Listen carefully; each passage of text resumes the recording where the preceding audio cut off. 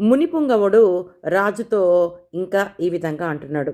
ఒకవేళ ఇతర జాతులెవరైనా మాఘమాసమంతా నిష్ఠతో నదీ స్నానం ఆచరించి, దాన ధర్మాలు ఆచరించి, మాఘపురాణం పఠించినా లేక విన్నా మరుజన్మలో బ్రాహ్మణులే జన్మింతురు అని ఆ మునివర్యుడు నాతో చెప్పగా, నేను అతనిని అవమానించినట్లు మాట్లాడి ఇట్లాంటిని, అయ్యా మునిసత్తమా, మీరు పలికిన విషయములు నాకు తెలియను.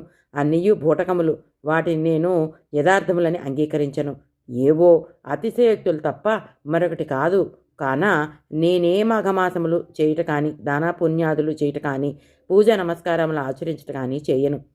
చలిదినములలో చన్నీళ్లు స్నానము చేయుట ఎంత కష్టము. ఇక నాకు ఈ నీతిబోతలు చెప్పకుడు. నాకున్న ఫలము చాలని ఆ మునితో అంటిని. నా మాటలకు మునికి కోపం వచ్చినది. ముఖం చిట్లించుకొని, సరే నేను చెప్పవలసింది చెప్పి తిని, అది నా ధర్మము అని యజ్ఞమునకు కావలసిన ధనమును తీసుకోకుండానే వెళ్ళిపోయాడు. అంతట నేను ఆ మునిని చేతులు పట్టి బతిమాలగా ఎటకేలకు అంగీకరించి ధనమును తీసుకొని పోయాను. ఆ విధముగా నేను కొంతకాలం రాజ్యమేలి ప్రాణములు విడిచి తిని, తర్వాత నాకు వరుసగా 7 జన్మలు కుక్క జన్మయే వచ్చినది. నా పాపఫలమేమో కానీ కుక్కగా 7 జన్మలు బాధపడితిని. ఇప్పుడు మీరు చేయు పూజాస్థలము చుట్టూ 3 పర్యాయములు ప్రదక్షిణ చేసి తిని కాన నా పూర్వజన్మ స్మృతి నాకు కలిగినది. దైవయోగమును ఎవరునూ తప్పింపలేరు కదా.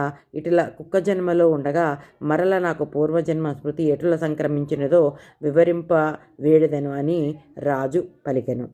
ఆ రాజు చెప్పిన వృత్తాంతము గౌతమముని విని ఆశ్చర్యపడి, మాఘమాసమును నీవు చులకనగా చూచుట వల్ల ఎంతటి విపత్తు వాటిల్లనో అనుభవమై చెప్పుతున్నది.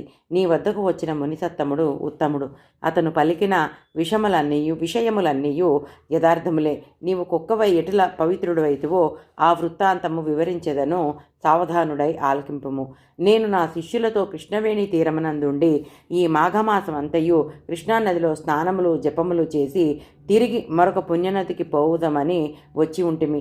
మేమందరము ఈ వృక్షరాజము క్రింద విష్ణు విగ్రహాన్ని పెట్టి పూజించుకొనిచున్నాము. కుక్క రూపంలో ఉన్న నీవు దారిని పోతూ ఇచ్చట నైవేద్యమును చూసి తినవలననే ఆశతో పూజా సమీపమునకు వచ్చి కూర్చుంటివి.